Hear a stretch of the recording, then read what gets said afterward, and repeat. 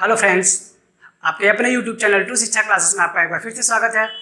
दोस्तों, इस समय हम लगातार मनोविज्ञान के बारे में पढ़ रहे हैं और हम लोग लगभग 2 चैप्टर कवर कर लिया है। एक बाल विकास की अवस्थाओं से लेकर उसके बाद शिक्षण विधियाँ। अब हम इस समय पढ़ रहे हैं शिक्षण विधि, शिक्षण कौशलों के बारे में। तो पिछले एपिसोड में हम लोगों ने शिक्षण विधियों के बारे में चर्चा किया था। आज उसी क्रम को आगे बढ़ाते हुए हम विभिन्न प्रकार के शिक्षण कौशल को जानेंगे और उसको समझेंगे। तो चलिए दोस्तों, शुरुआत करते हैं विभिन्न प्रकार के शिक्षण कौशल। तो सबसे पहले देखते हैं शिक्षण कौशल होता क्या है।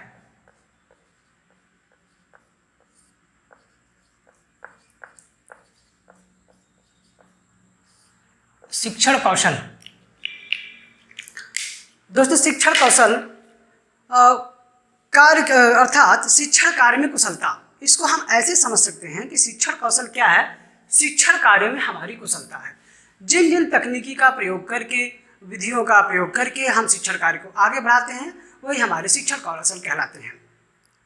इसका आशय यह है, इस तरह से समझ सकते हैं कि शिक्षक शिक्षण प्रक्रिया को आगे बढ़ाने के लिए जितने भी प्रकार की क्रियाकलाप करता है, व्यवहारों में अपने क्रियाकलाप के माध्यम से व्यवहारों को प्रदर्शित करता है, आप उसके हाव भाव, उसकी भावभंगिमा, ठीक है, जितने भी तरह के उपागम उपयुक्त का प्रयोग करता है, वो सब हमारे शिक्षण कौशल के अंतर्गत आते हैं। तो शिक्षण कौशल को बेहतर तरीके से समझने के लिए हम ये कह सकते हैं कि जो हमारा शिक्षण है वह अधिगम को प्राप्त करने की ओर अग्रसर करता है। यानी जो हमारे शिक्षण कौशल हैं,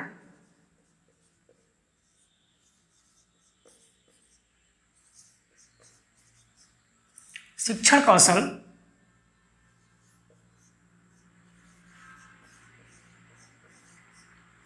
अधिगम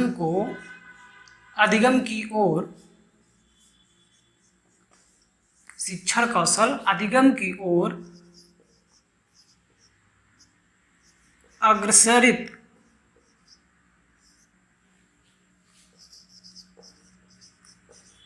करने की युक्ति है। ये बिल्कुल स्पष्ट शब्दों में सबका निचोड़ एक तरह से कह सकते हैं, युक्ति है। यानी कह सकते हैं जो शिक्षण कौशल है वो अधिगम की ओर अग्रसित, यानी शिक्षण का क्या कहते हैं, टारगेट क्या है शिक्षण का? शिक्षण का टारगेट यही है ना कि विद्यार्थी को अधिगम करा दिया जाए, उसके व्यवहार में वांछित परिवर्तन कर दिया जाए। तो ये जो हमारे शिक्षण कौशल होते हैं एक माध्यम बनते हैं, एक जो अधिगम की ओर हमको शिक्षण विधि को, शिक्षण कार्य को ले जाते हैं। तो अब जानते हैं कि शिक्षण की शिक्षण जो कौशल है इसको विभिन्न वैज्ञानिकों ने, विभिन्न मनोवैज्ञानिकों ने अलग अलग परिभाषाएं दी हैं। तो पहले कुछ परिभाषाओं से इसको समझते हैं, फिर आगे हम चर्चा करते हैं शिक्षण कौशलों के बारे में। तो आइए हम शिक्षण कौशल की परिभाषाओं को जानते हैं। तो जितने भी शिक्षा शास्त्री मनोवैज्ञानिक हुए हैं उन्होंने अपने अपने अनुसार परिभाषा दी है। तो उसमें से हम कुछ मनोवैज्ञानिकों की परिभाषा को देखते हैं, उस पर विचार करते हैं, उनके मतलब को समझने की कोशिश करते हैं। तो एक शिक्षा शास्त्री हैं जो हमारे N.L. गेज, उन्होंने कहा है शिक्षण कौशल वह विशिष्ट अनुदेशन प्रक्रिया है जिसे शिक्षक अपनी कक्षा में प्रयोग करता है। तो एक अनुदेशन प्रक्रिया मतलब ये क्या करता है, शिक्षण कौशल हमको एक डायरेक्शन देता है कि इस दिशा में हमको शिक्षण कार्य करना चाहिए और इसी वे में करना चाहिए। तो इनके अनुसार क्या है, एक विशिष्ट अनुदेशन है। उसी क्रम में हम जानते हैं प्रोफेसर V.K. पासी की परिभाषा। इन्होंने बताया यह संबद्ध शिक्षण व्यवहारों का वह स्वरूप होता है जो अंतःक्रिया को, देखिए यहाँ पे जो छूट गया है, अंतःक्रिया को उत्पन्न करता है और शैक्षिक उद्देश्यों को प्राप्त करने व अधिगम में सहायक होता है। तो इनके परिभाषा से यह निष्कर्ष निकाला जा सकता है कि एक संबद्ध शिक्षण व्यवहारों का, है ना, यानी एक दूसरे से वो रिलेटेड है, वो व्यवहार है, शिक्षण व्यवहार जो भी उपागम है उसी के अनुसार का वह रूप होता है जो अंतःक्रिया, यानी कक्षा में अंतःक्रिया किसके बीच होगी, छात्र और छात्राध्यापक। आप सब छात्राध्यापक ही हैं अभी। तो शिक्षण जो कौशल है वो एक संबद्ध शिक्षण व्यवहारों का एक रूप है जो छात्रों और शिक्षक के बीच अंतःक्रिया को उत्पन्न करता है और साथ ही साथ शैक्षिक उद्देश्यों को प्राप्त करने व अधिगम को प्राप्त करने में सहायक होता है। तो अगर अन्य परिभाषाओं पे हम गौर करें तो कुल मिला के एक निष्कर्ष निकल सकता है कि शिक्षण जो है, शिक्षण कौशल जो है शिक्षण को अधिगम की ओर अग्रसर करता है। ये इस परिभाषा से हम मुख्य निष्कर्ष यही निकालते हैं। ठीक है, तो संक्षेप में इसको हम कह सकते हैं कि जो हमारा शिक्षण कौशल है, यानी शिक्षण कौशल शिक्षण को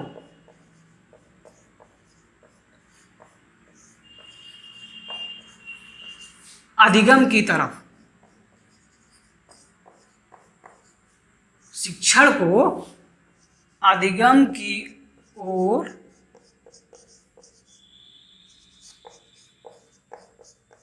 अग्रसर करता है। ठीक है, एक स्पष्ट हो गया कि शिक्षण कौशल क्या है।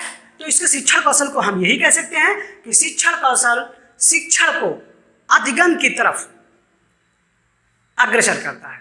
जब वो अधिगम की तरफ अग्रसर करेगा तभी हम अपने शैक्षिक उद्देश्यों की प्राप्ति कर पाएंगे। तो अब देखते हैं कि शिक्षण कौशल के क्या क्या विशेषताएं या क्या इसके उपयोग हैं। तो शिक्षण कौशल करता क्या है, तो नाम से ही स्पष्ट है कि अधिगम की ओर अग्रसित करता है।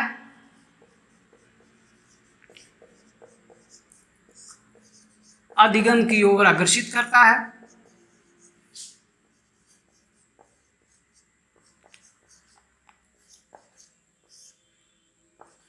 ठीक है, और भी कह सकते हैं कि शिक्षण कौशल व्यवहार में परिवर्तन का एक माध्यम बनता है। व्यवहार परिवर्तन का माध्यम बनता है, क्योंकि हम जो भी शिक्षण कार्य करेंगे अपने शिक्षण कौशल के माध्यम से ही करेंगे। और क्या करता है शिक्षण कौशल? शिक्षण कौशल छात्रों को एक कक्षा कक्ष में बांधे रखता है, यानी उनके अंदर उत्सुकता, जागरूकता ये सभी लाता है। तो कह सकते हैं कि उत्सुकता या जागरूकता ये भी लाता है। साथ ही साथ शिक्षण कार्य में बनाए रखने के लिए मदद करता है। ये सबसे स्पष्ट रूप से कहे तो ये शिक्षकों के लिए एक सहायक सामग्री कह सकते हैं, सहायक सामग्री का कार्य करता है।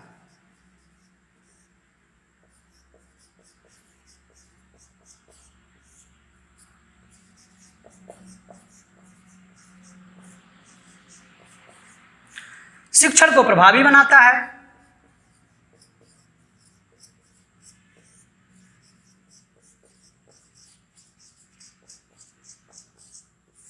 ठीक है, तो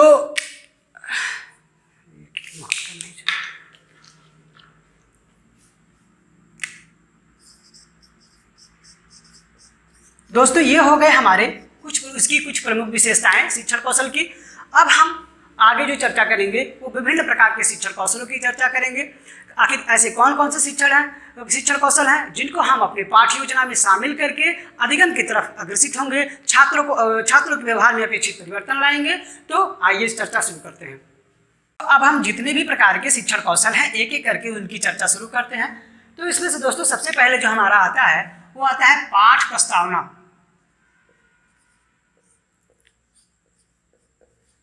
पाठ प्रस्तावना कौशल।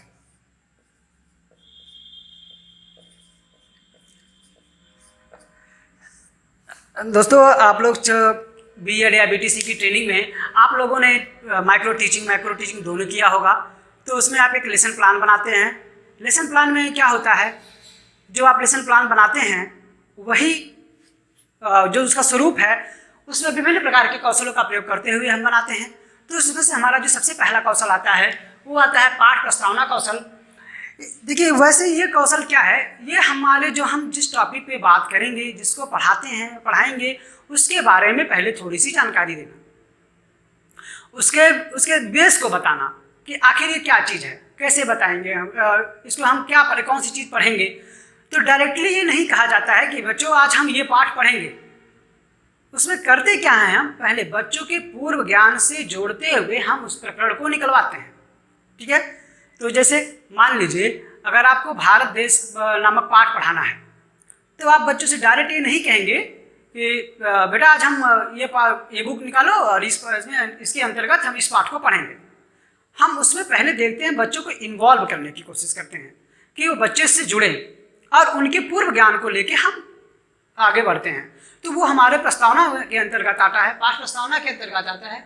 एक एग्जाम्पल के लिए रूप में समझते हैं, जैसे मान लीजिए हमें एक पाठ पढ़ाना है जिसमें भारत देश के बारे में, तो बच्चों से हम पहले पूछेंगे, है ना, कि क्या पूछेंगे कि बच्चों आप विश्व के कुछ देशों के नाम बताओ, तो कुछ देशों के नाम गिनाएंगे।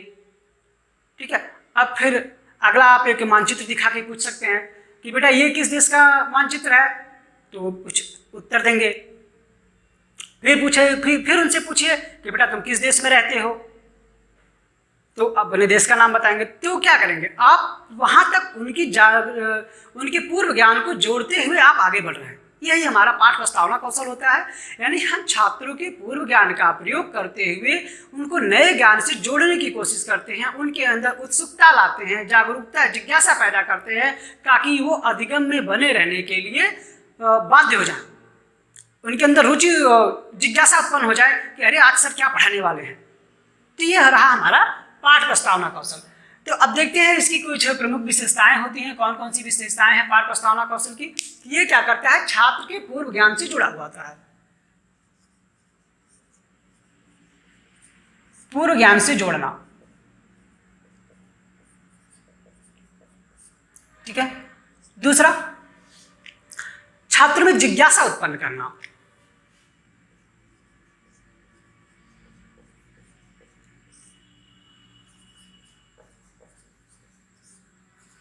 ये भी कह सकते हैं रुचि भी, जिज्ञासा और रुचि दोनों इसमें शामिल है। इसका एक निश्चित उद्देश्य होता है।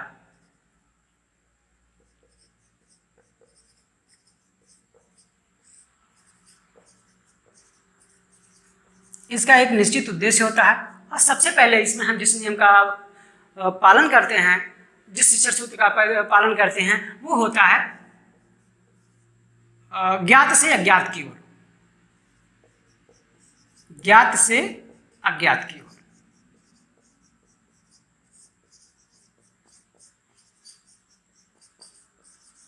तो दोस्तों ये पाठ प्रस्तावना कौशल हमारा कंप्लीट हुआ। यानी हम पाठ प्रस्तावना कौशल में क्या करेंगे, ऐसी टेक्निक का प्रयोग करेंगे, इस प्रकार के प्रश्नों का प्रयोग करेंगे बच्चों को पाठ से जोड़ने के लिए और उनको उस पाठ के बारे में बताने की कोशिश करेंगे, लेकिन उनके परिवेशी ज्ञान और उनके पूर्व ज्ञान को जोड़ते हुए।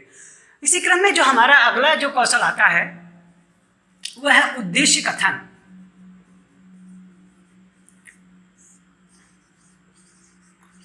उद्देश्य कथन जो है हमारे शिक्षण कौशल का दूसरा सोपान है। इसमें क्या होता है कि हम जिस टॉपिक पे आप पढ़ाने जा रहे हैं उस टॉपिक के बारे में बच्चों को बताते हैं। जैसे एग्जाम्पल से आप समझिए, आपने अभी तक यहाँ तक बता दिया बच्चों को कि बेटा आप किस देश में रहते हो, यहाँ तक वो पहुँच गए हैं क्वेश्चन से, तो उस देश का वो उत्तर देते हैं कि चलिए हम भारत देश में रहते हैं। तो अब उसी उत्तर से जोड़ते हुए हम उद्देश्य कथन कहेंगे कि बेटा आज हम भारत देश नामक पाठ का अध्ययन करेंगे, यानी पूर्व ज्ञान से। ये देखिए शिक्षण कौशल क्या होते हैं, एक दूसरे से क्रमबद्ध जुड़े हुए होते हैं। तो पहले का प्रयोग दूसरे के लिए हमने कर लिया, यानी यहाँ पे जो हमने प्रश्न उनसे पूछा था वो यहाँ पे आके उद्देश्य कथन में सिद्ध हो गया। उन्हें बता दिया गया कि बच्चों आज हम इस पाठ का अध्ययन करेंगे। तो उद्देश्य कथन की मुख्य विशेषताएं क्या होती हैं, ये इसका भी एक निश्चित उद्देश्य है, छात्रों में जिज्ञासा उत्पन्न करना। सेम वो वही कह सकते हैं इसमें भी। अब जो हमारा अगला शिक्षण कौशल है वह है प्रश्न कौशल।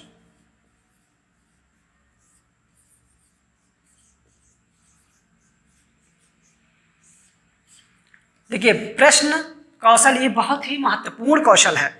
प्रश्न कौशल का ही प्रयोग करके हम छात्रों को इसमें बनाए रखते हैं, शिक्षण का में उनकी रुचि बनाए रखते हैं। क्यों? क्योंकि हो सकता है कि आप कुछ पढ़ा रहे हो और छात्रों का ध्यान भटक रहा हो, तो अचानक हम उनसे जब प्रश्न करते हैं ना, तो फिर से उनका ध्यान हमारे टॉपिक पे केंद्रित हो जाता है। तो प्रश्न कौशल करते क्या है? प्रश्न कौशल हमारे इस श्रृंखला को आगे बढ़ाते हैं। जो शिक्षण कार्य हमारा जो हो रहा है उसको आगे बढ़ाते हैं। और प्रश्न कौशलों से हमें छात्रों को के अंदर जिज्ञासा उत्पन्न करने की शक्ति मिलती है। एक तरह से कह सकते हैं जिज्ञासा उत्पन्न कर देते हैं। अब बच्चों का ध्यान हमेशा बना रहता है, ऐसा ना हो सर अभी पूछ लें, कौन सा प्रश्न बीच में आ जाएगा। तो हर एक बिंदु को ध्यान से सुनते हैं, समझते हैं। तो प्रश्न कौशल तो ये हमारा हो गया।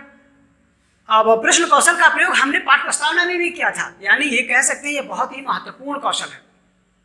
अब प्रश्न तो हम बनाएंगे तो प्रश्न का स्तर क्या होना चाहिए, प्रश्न कैसे होने चाहिए। तो प्रश्न सबसे पहले देखें, उनका क्रम देख लें। तो प्रश्न जो है वो सरल हो, साथ ही साथ स्पष्ट हो, और उसका एक मतलब जो आंसर हो वो फिक्स हो, डायरेक्ट हो। ऐसा ना हो कि उसको बच्चों को व्याख्या करनी पड़े। सरल हो, स्पष्ट हो, बोधगम्य हो, प्रश्नों में विविधता हो,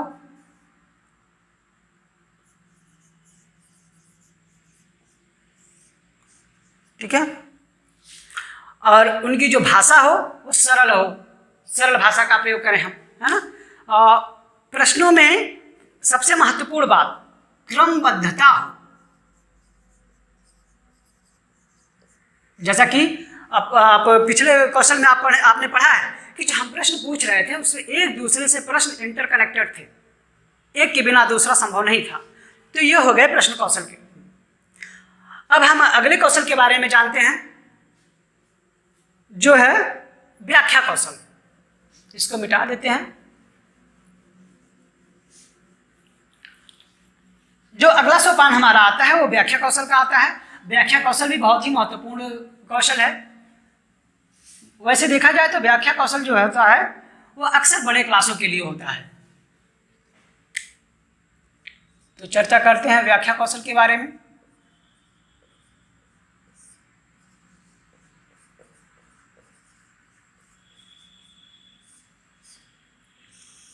देखिए, व्याख्या कौशल में क्या करते हैं हमने उद्देश्य कथन कर दिया, बच्चों से प्रश्न करवा लिया। अब व्याख्या जब हम करेंगे तो वैसे जो व्याख्या है एक किसी भी बिंदु पे जब हम चर्चा करते हैं उसको और बेहतर ढंग से बताने के लिए हम व्याख्या विधि का इस्तेमाल करते हैं। इसमें क्या होता है कि किसी चीज़ की व्याख्या करने के लिए हम अपने परिवेश से जुड़े हुए एग्जाम्पल को लेके समझाते हैं, और साथ ही साथ ये भी बीच बीच में हम चेक करते रहेंगे कि बच्चे इसको कहाँ तक समझ रहे हैं। तो प्रश्नों का उपयोग भी करेंगे, है ना। यानी किसी भी बिंदु पे, किसी भी विषय पे अगर हम उसको बेहतर ढंग से समझाना है तो व्याख्या कौशल का इस्तेमाल करते हैं। अब व्याख्या कौशल के लिए भी कुछ विशेषताएं होती हैं। तो सबसे पहले बात इसमें व्याख्या कौशल के लिए ये होना चाहिए कि इसकी भाषा भी सरल हो। सरल शब्दों में समझाएंगे, जो हम उदाहरण देंगे वो हमारे परिवेश से हों। कह सकते हैं परिवेशीय उदाहरण दें,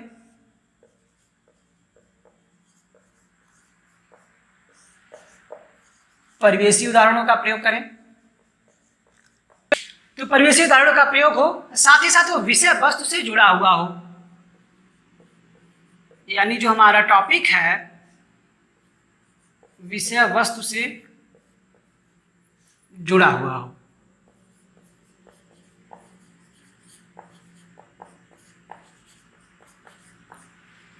ठीक है, भाषा हमारी सरल हो, परिवेशीय उदाहरणों का प्रयोग हो, विषय वस्तु से जुड़ा हुआ हो, और छात्रों की उसमें सहभागिता हो। यानी छात्र सहभागिता। ऐसा नहीं कि हम कुछ सुनाते जा रहे हैं और बच्चे उसमें इंटरेस्ट नहीं ले रहे हैं। तो क्या है, छात्र सहभागिता हम जानने के लिए देखते रहते हैं कि बच्चे अगर कुछ बोलते नहीं है तो समर्थन में सर तो हिलाते हैं, या तो समर्थन करेंगे तो हिलाएंगे, नहीं करेंगे तब भी हिलाएंगे, है ना। तो इस तरह से छात्रों की सहभागिता भी उसमें होनी चाहिए। और जो हमारे जो कथन हम कह रहे हैं, जिन व्याख्या कह रहे हैं, उसमें तारतम्यता हो। हमारी जो कथन है या व्याख्या है उसमें तारतम्यता हो। ठीक है, तो दोस्तों ये हो गए हमारे व्याख्या कौशल के कुछ प्रमुख उदाहरण। अब हम आगे चर्चा करते हैं अगले कौशल पे। जो हमारा अगला कौशल है वो है दृष्टांत कौशल।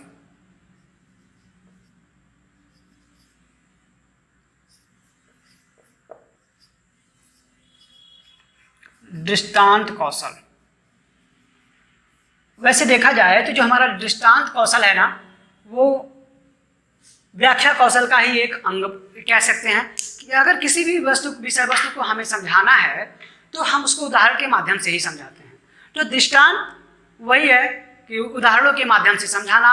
अब देखिए, दृष्टांत हमारे दो तरह के हो सकते हैं, एक तो लिखित भी हो सकता है और मौखिक भी हो सकता है। तो इसको जान लेते हैं कि लिखित दृष्टांत कौन से होते हैं, मौखिक दृष्टांत कौन से होते हैं। तो लिखित, एक हो गया लिखित दृष्टांत और एक हो गया मौखिक दृष्टांत।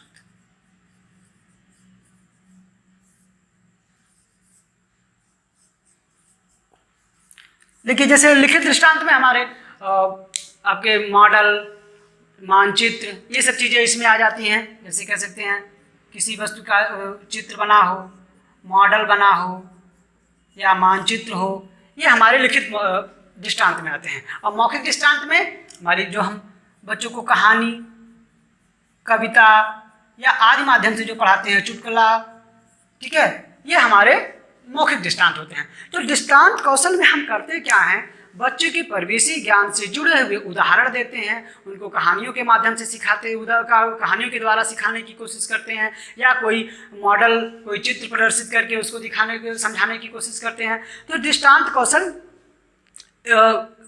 कौशल के अंतर्गत ये सब आता है। अब दृष्टांत कौशल का लाभ क्या होता है शिक्षण में, क्या उसकी विशेषताएं होती है, तो दृष्टांत कौशल कैसा होना चाहिए, ठीक है, उसके बारे में जानते हैं। तो इसका भी वही है, तो सरल और स्पष्ट हो,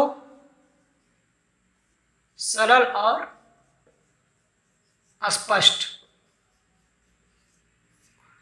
साथ ही साथ रुचिपूर्ण हो या रुचिकर हो। और इसमें हम कह सकते हैं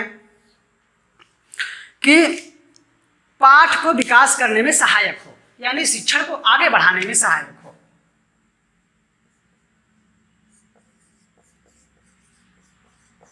शिक्षण को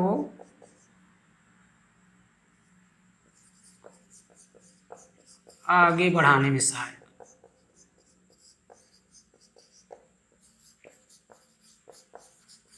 और वही चीज इसमें भी है कि जो हम दृष्टांतों का प्रयोग करेंगे उनके परिवेशी ज्ञान से हो। तो इस प्रकार ये हमारी हो गई दृष्टांत कौशल। अब हम अगले कौशल के बारे में जानते हैं, तो इसको मिटाते हैं, समझते हैं आगे। देखिए, दृष्टांत कौशल के बाद हम आते हैं एक और कौशल होता है, जो है जिसको हम कह सकते हैं छात्रों की सहभागिता या गतिविधि। अब उसके बारे में चर्चा करते हैं कि आखिर इस शिक्षण कौशल के अंतर्गत क्या क्या होता है, ये कैसे हमारे शिक्षण कार्य में सहायक होता है और हमको अधिगम की तरफ ले जाता है। तो जो हमारी अगली शिक्षण कौशल है वो है गतिविधि।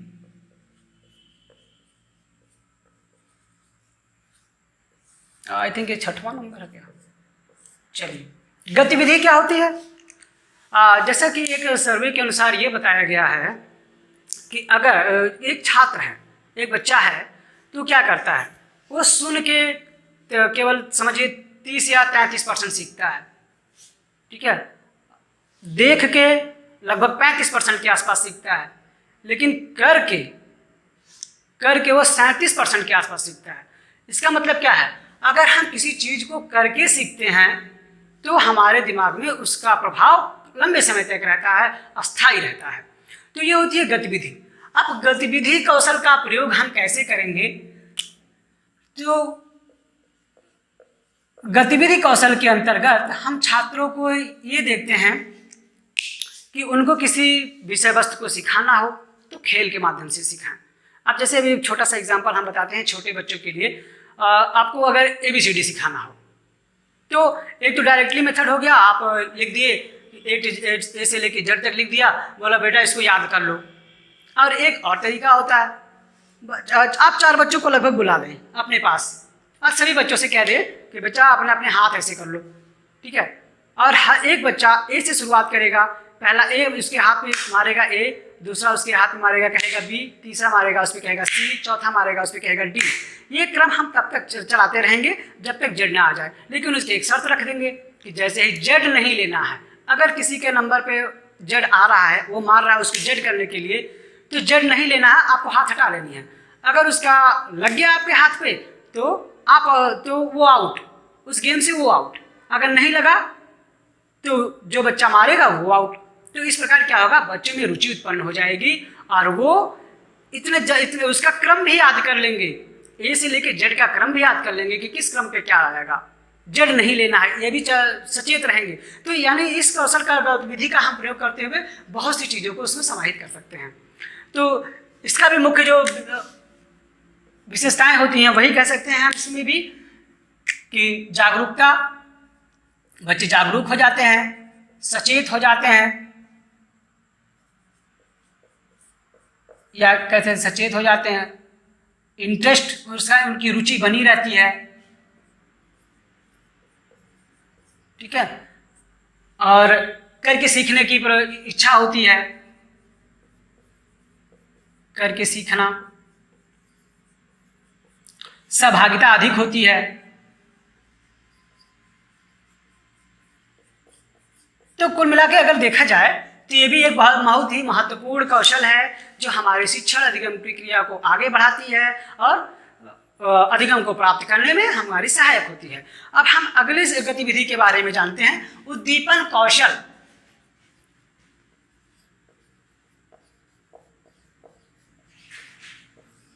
उद्दीपन कौशल, देखिए वैसे जो ये जो गतिविधि है वो शिक्षक के लिए काफ़ी इंपॉर्टेंट है।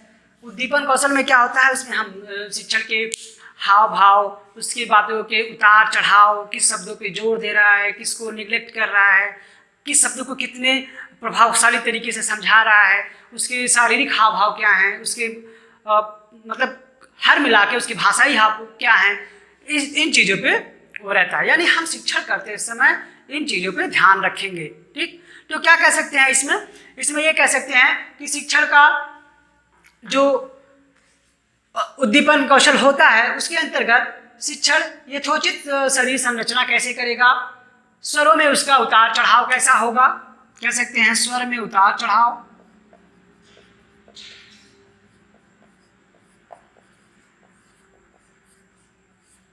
स्वरों में उतार चढ़ाव, शारीरिक हाव भाव,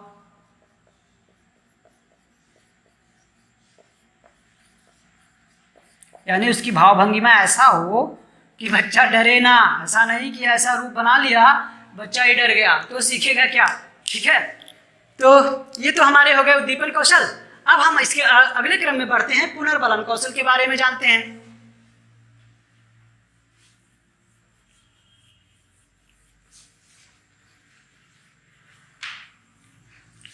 जो हमारा अगला है वो है पुनर्बलन कौशल।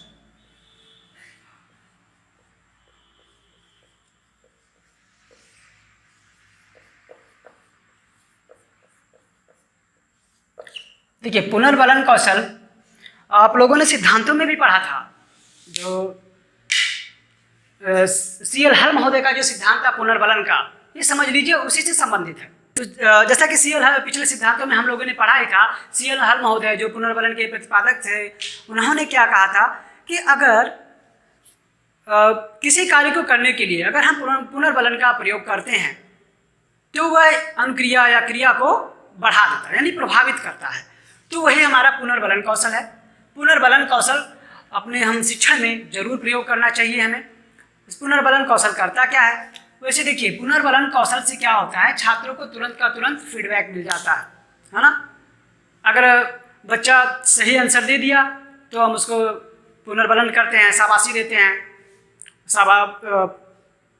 शाबाशी देते हैं। अगर उसने गलत कार्य किया तो वहीं हम उसको रोक देते हैं। रोकने के बाद क्या होता है कि ताकि वो उस गलती को दोहरा ना पाए, ठीक है। तो इस तरह से समझे हम तो जो हमारा पुनर्बलन है वो 2 तरह का है। की चर्चा की जा चुकी है, एक बार फिर देख लेते हैं।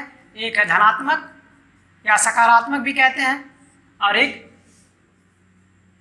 ऋणात्मक या नकारात्मक। तो पुनर्बलन हमारा चाहे धनात्मक हो चाहे ऋणात्मक हो, उपयोगी दोनों होते हैं। अब कैसे उपयोगी होते हैं इनको समझते हैं।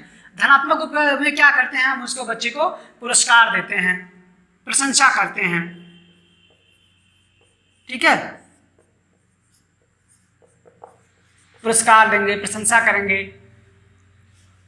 और नकारात्मक वाले में क्या होता है, ऋणात्मक में हम ये कह सकते हैं उसको दंड देते हैं, डांटते हैं, दंड सजाया, डांटना, जो भी हो। तो जो है हमारे चाहे धनात्मक पुनर्बलन हो चाहे ऋणात्मक हो, शिक्षण कार्य में दोनों का उपयोग है। अगर सकारात्मक होगा तो सकारात्मक कब होगा, अगर वो अच्छा कार्य कर रहा है तो सकारात्मक पुनर्बलन होगा उस पर, और सकारात्मक पुनर्बलन उसको उस अच्छे कार्य को आगे बढ़ाने की प्रेरणा देगा। और अगर नकारात्मक पुनर्बलन है, इसका मतलब अगर वो कहीं गलती कर रहा है तो उस गलती को वहीं पे रोकेगा, छोड़ेगा और आगे से पुनः प्रयास करेगा।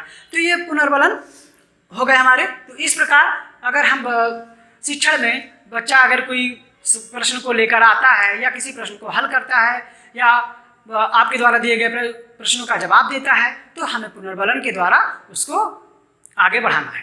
ठीक, तो अगले क्रम पे हम चलते हैं। जो हमारा अगला कौशल आता है वो है श्यामपट्ट कार्य।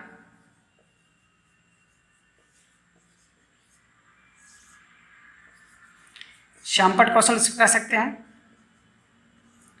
देखिए, श्यामपट्ट जो है ना, शिक्षक का एक सहयोगी मित्र है। वह बहुत सहयोग करता है शिक्षक को शिक्षण कार्य करने के लिए। तो श्यामपट्ट कौशल के अंतर्गत क्या आता है कि हम किसी चीज को, सूत्रों को बता रहे हैं तो उसको वहां पे लिख दिया, कोई चित्र के द्वारा किसी को समझा दिया, तो ये शिक्षक के लिए एक सहायक सामग्री है। तो नियमों को, सूत्रों को, चित्रों को बना के हम उसको अच्छे तरीके से समझा सकते हैं। मान लीजिए हमने नियम कोई बोल दिया, कोई सूत्र समझा दिया, और अगर बाद में दोबारा हम पूछे तो आपका ध्यान वहां से उतर सकता है, हट सकता है। लेकिन अगर उसको कहीं हमने बोर्ड पे मेंशन कर दिया तो आपका ध्यान जब भी उस बोर्ड पे जाएगा आपको लगेगा हाँ ये सर ने इस सूत्र को बताया। ठीक है, तो ये होगा श्यामपट्ट कौशल। अब श्यामपट्ट कौशल का प्रयोग करते वक्त कुछ चीज़ों को ध्यान में रखना चाहिए, उस चीज़ों को हम बताते हैं। तो सबसे पहले हम क्या करें, श्यामपट्ट कौशल में बाएं खड़े हों, बाएं साइड में खड़े हों, जो भी हम लिखें वो स्पष्ट हो। ठीक है, और क्या कह सकते हैं, श्यामपट्ट पे हम केवल एक रंगों का प्रयोग ना करें, विविध रंगों का प्रयोग करें।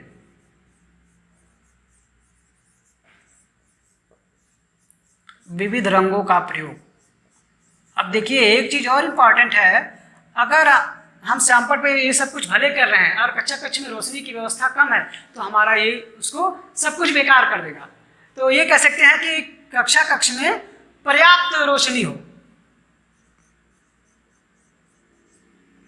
पर्याप्त रोशनी हो, यानी पर्याप्त प्रकाश की व्यवस्था हो ताकि स्पष्ट रूप से दिख सके।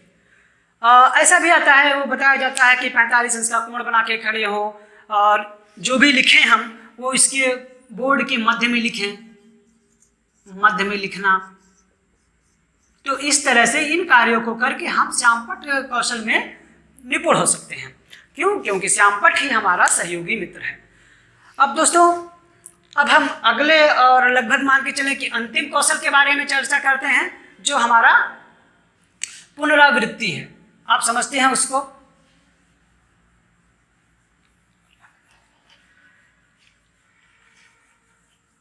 तो पुनरावृत्ति जो कौशल है ये भी इंपॉर्टेंट है शिक्षण योजना में। क्यों?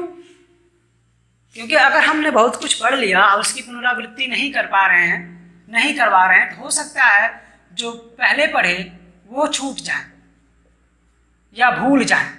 तो पुनरावृत्ति कौशल के बारे में जानते हैं हम। हमारा 10वां था। जैसे नाम से ही स्पष्ट है, पुनरावृत्ति, उसको दोहराना। और सिद्धांतों में भी बताया गया है, जिस कार्य को हम बार बार दोहराते हैं वो अस्थायी होता है, उसके द्वारा सीखा गया ज्ञान अस्थायी होता है। तो पुनरावृत्ति में भी वही करते हैं कि विभिन्न प्रकार जितने भी हमने टॉपिकों की चर्चा की है उन टॉपिकों को एक बार समराइज कर लेते हैं। समराइज करने के साथ साथ बीच बीच में से बच्चों से प्रश्न करेंगे कि क्या उनका ध्यान बना रहा बीच में कि नहीं बना रहा। अगर नहीं रहा तो फिर इसको रिडायरेक्ट करके हम उन चीज़ों को दोबारा समझाने की कोशिश करते हैं। ठीक है, तो इस प्रकार हम जो शिक्षण कार्य करेंगे वह इन्हीं कौशलों का प्रयोग करते हुए करेंगे। तो पुनरावृत्ति कौशल की भी कुछ विशेषताएं को जान लेते हैं। यानी उसको हम बार बार अभ्यास करवा सकते हैं, बार बार अभ्यास का होना, बार बार या अभ्यास करना। ठीक है, जो हमारा विषय वस्तु रहा है उसी पे ही हो, यानी ये विषय वस्तु से संबंधित हो, उसी टॉपिक से हो। ऐसा नहीं कि आज हमने पढ़ा ये तो कल का रिवाइज करने लगे, विषय वस्तु से संबंध हो उसका।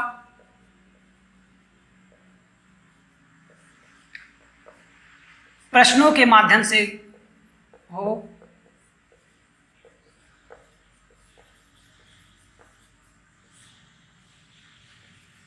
ठीक है, प्रश्नों के माध्यम से हो पुनरावृत्ति। और पुनरावृत्ति में हम वही पुनर्वलन का भी प्रयोग करेंगे।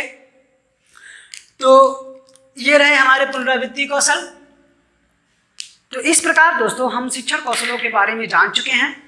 इन्हीं शिक्षण कौशलों का प्रयोग करते हुए हम अपनी पाठ्य योजनाएं बनाते हैं। उस पाठ्य योजनाओं पे हम कार्य करके अब जो भी हम विषय वस्तु बच्चे तक पहुंचाना चाह रहे हैं, जिस शैक्षिक उद्देश्य की प्राप्ति करने के लिए हम ये शिक्षण कार्य कर रहे हैं, वहाँ करने में हमको थोड़ी सी आसानी हो जाती है। क्यों? क्योंकि एक दूसरे से जुड़े हुए होते हैं, एक कौशल का प्रयोग दूसरे में हमारे आता रहता है।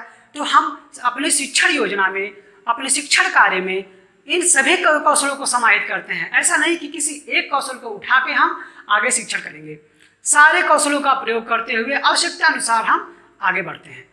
तो दोस्तों इस प्रकार से शिक्षण कौशल समाप्त हुआ और इससे बहुत सी महत्वपूर्ण प्रश्न पूछे जाते हैं पेडागोजी से मिला के। और तो आगे वाले एपिसोड में हम इन प्रश्नों को भी जानेंगे, समझेंगे, आगे हल करने की कोशिश करेंगे कि किस प्रकार के इसमें प्रश्न आएंगे और उन प्रश्नों के उत्तर हम कैसे देंगे। तो अगले एपिसोड में भी हम लोग जानेंगे इसके बारे में। तो दोस्तों इस प्रकार से हमने मनोविज्ञान में कुल मिला के 3 चैप्टरों को कवर कर लिया। बाल विकास की अवस्थाएं, शिक्षण विधियाँ, शिक्षण सूत्र, शिक्षण सिद्धांत और शिक्षण कौशलों की भी चर्चा हो गई। अब अगले जो एपिसोड आएगा हमारा, उसमें हम समावेशी शिक्षा के बारे में चर्चा करेंगे और जल्द ही इन पढ़े गए टॉपिकों पे प्रश्न उत्तरी भी लाएंगे, ताकि आपने जो कुछ भी सीखा है उसकी पुनरावृत्ति हो सके, अभ्यास करके आप उसमें महारत हासिल कर सके। तो दोस्तों तब तक आप हमारे चैनल को सब्सक्राइब कर लीजिए और आपके जो भी सुझाव हो हमें कमेंट बॉक्स में दीजिए, ताकि हम आपके सामने ऐसे ही अच्छी अच्छी वीडियो लाते रहें और हमारी जो कमियां हैं उसको दूर करते रहें, ताकि आपको और अच्छे से पढ़ने में सुविधा हो। तब तक के लिए धन्यवाद।